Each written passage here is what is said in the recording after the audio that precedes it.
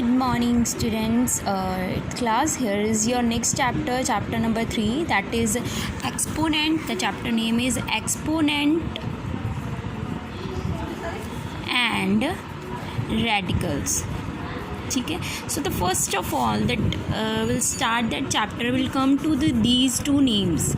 What are these? What is the exponent and what are the radicals? क्या होते हैं ये exponent? Exponent अगर मैं आपको विदाउट इंग्लिश की ट्रांसलेट करते मैं आपको सीधा डायरेक्ट में वे में समझाऊँ तो एक्सपोनेंट का मतलब होता है किसी भी नंबर के फॉर्म को पावर में कन्वर्ट करना. ठीक है. और रेडिकल क्या होता है? रेडिकल होता है किसी भी नंबर को स्क्वायर ब्रैकेट में करना. ठीक है. सॉरी, स्क्वायर ब्रैकेट नॉट, हाँ यस, स्क्वायर रूट में करना. ठीक है. Will tell you with the example later on. First see the rules of exponent. A raise to power m into n raise to power, मतलब जब base same होंगे तब powers क्या हो जाती हैं? ऐड. जब कोई भी बेस सेम होते हैं और पावर डिफरेंट होती है वो डिवाइड करते हैं तो वो नेगेटिव में आ जाता है. जब बेस में दो पावर डिफरेंट आती हैं तो वो आपस में मल्टीप्लाई करेंगी. जब दोनों के बेस डिफरेंट और पावर सेम होते हैं तो दोनों बेस मल्टीप्लाई कर जाते हैं और पावर सेम रह जाती है किसी भी नंबर का.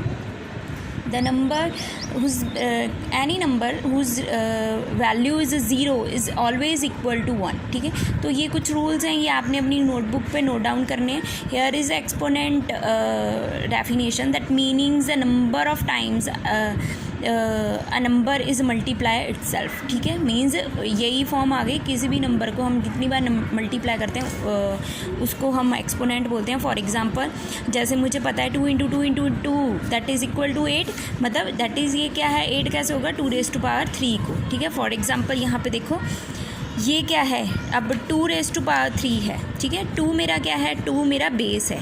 ठीक है. जो मैं ये ऊपर रूल्स की बात करके हूँ ना, बेस बेस बेस बेस बोल के, मतलब यहाँ पे कोई भी नंबर होगा उसको हम बेस बोल लेंगे और ये उसकी जो पावर आएगी उसको हम क्या बोलते हैं? एक्सपोनेंट बोलते हैं. ठीक है. I hope so it has clear. Now come to the radicals. कहते व्हाट आर द रेडिकल्स? क्या होते हैं रेडिकल्स?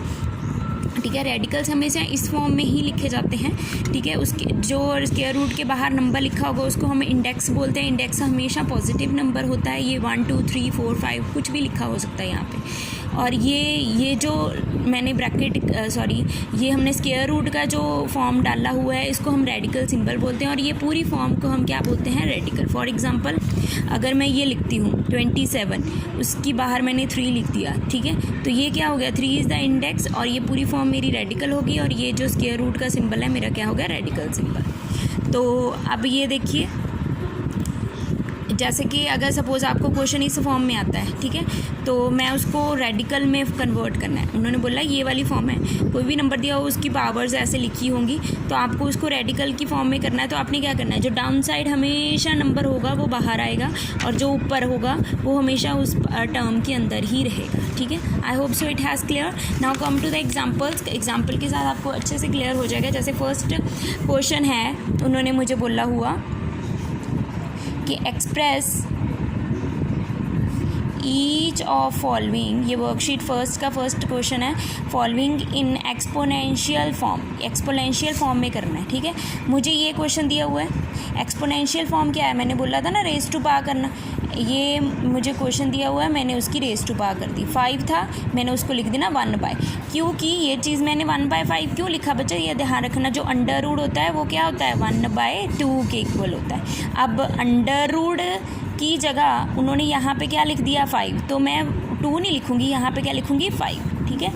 अब यहाँ पे देखो 27 है, उसकी पावर क्या है? 2. फिर उसका स्क्वायर रूट किया, बाहर 2 11 की लिखा हुआ है. तो अब मैं 2 ऐसे ही लूँगी. ठीक है. क्योंकि अब 1 2 से मल्टीप्लाई कर जाएगा. देखिए 1 मल्टीप्लाई कर जाएगा ना 2 से, तो ये 2 डिवाइडेड 11 बन जाएगा. ऐसे ही जब मैंने इसको किया ये क्या बन जाएगा? ये 11/3 ऐसे ही रह जाएगा और ये बन जाएगा 1/7. तो I hope so this concept is also clear. ठीक है. तो इसके साथ वाली सारी एग्जांपल्स आपने करनी है. ठीक है. एक और एग्जांपल करवा देती हूँ. जैसे सपोज़ यहाँ पे क्वेश्चन दिया हुआ है, क्वेश्चन नंबर 5, दैट 13 √ 111 की पावर 3. तो ये क्या बन जाएगा? 111 3/13. ठीक है जी. अब उसके बाद सेकंड क्वेश्चन देखिए। अब एक्सप्रेस उन्होंने बोला है रेडिकल्स में करो इसको। Express each of following